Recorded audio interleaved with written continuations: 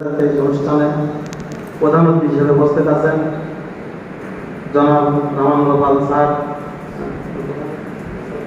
প্রধান অতিথি উপস্থিত আছেন উপজেলা চেয়ারম্যান আবু আজহাল কাপিল স্যার সহ ও আমাদের আজকের অনুষ্ঠানের সভাপতি হিসেবে উপস্থিত আছেন জনাব রামান গোপাল স্যার, নির্বাহী অফিসার মোহাম্মদপুর উপজেলা ও বিশেষ অতিথি উপস্থিত আছেন আমাদের মাগুরা উপজেলা যুব উন্নয়নের মহাপরিচালক ফরাতুল স্যার সহ আমার যুবক ভাই বোনেরা, আসসালামু আলাইকুম ও হিন্দু ভাইদের মধ্যে নমস্কার।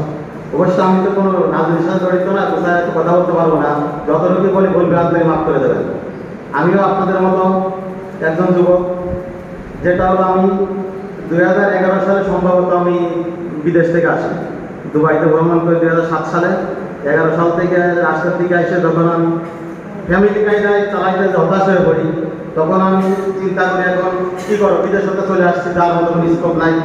আমার সহকর্মী ছিল শ্যামল, বিদেশে ছিল, একসাথে বসবাস করেছিলাম, শ্যামল এখানে উপস্থিত আছে। থাকার পর আমি যুব উন্নয়ন মোহাম্মদপুর অরুণ স্যারের কাছে আসি পরামর্শ নেওয়ার জন্য।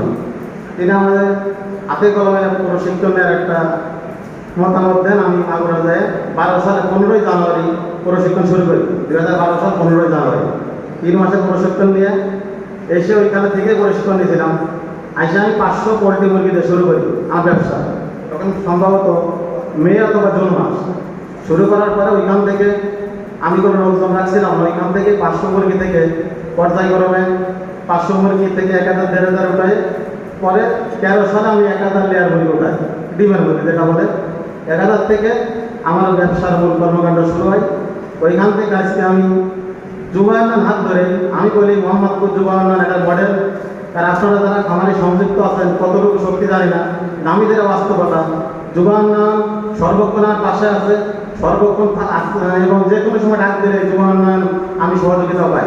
যুব উন্নয়ন স্যার সহ আরোপ করে অনেক স্যারের আসতে গেছে, আমার প্রজেক্ট পরিদর্শন করেছেন।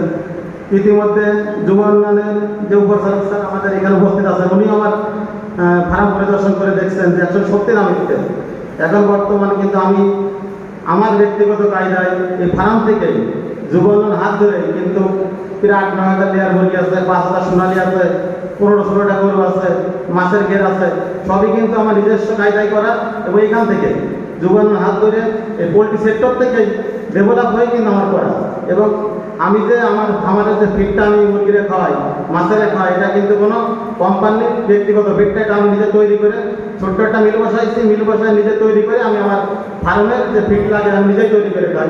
কোনো কোম্পানির কাছ থেকে আমি বিক্রি করাই করি না। কারণ কোম্পানির ফিড আর আমার ফিড অনেক ডিফারেন্স। ডিফারেন্স এই জন্য একটা অর্থে ডিফারেন্স, দ্বিতীয় গুণগত মানও ডিফারেন্স। আমার ফিডের যে ডিমের কোয়ালিটি হয়, এটা কোম্পানির ফিডের কোয়ালিটি কখনো হয় না। আর আমি দীর্ঘ 4-5 বছর ফিড আমি খাই দেখছি। এজন্যই পরিস্থিতি শিকার আমি যে নিজের কায়দায় এই মেশিনটাও বসাইছে যুব উন্নয়নের পরামর্শ অনুযায়ী। এবং যুব উন্নয়ন সর্বোপরি আমাকে সহযোগিতা করেছে, এখনও করতেছেন। কারণ যুব উন্নয়নের সহযোগিতা স্যার আমি এখানে আসা কোনোদিনই সম্ভব না। যুব উন্নয়নই আমাকে এক করে হাত ধরে এখানে এনেছে। আমি আপনাদেরকে বলি, আপনারা যুবক ভাই বোনেরা যারা আছেন, অনেকেই তো আমার কাছে নেন। আমার ফার্ম ফলসিয়া দক্ষিণ পাড়া, আমি একই জায়গায় সব প্রজেক্ট একটা বিলের ভিতরে, অনেকেই চেনেন, যেটা সত্য সেটাই। আমার একটা দোকান আছে পোলট্রি ফিডের মেশিন টেশিন বসানো, ঝাড়বাড়ি বাজারে পশ্চিম সাইডে আমার দোকান।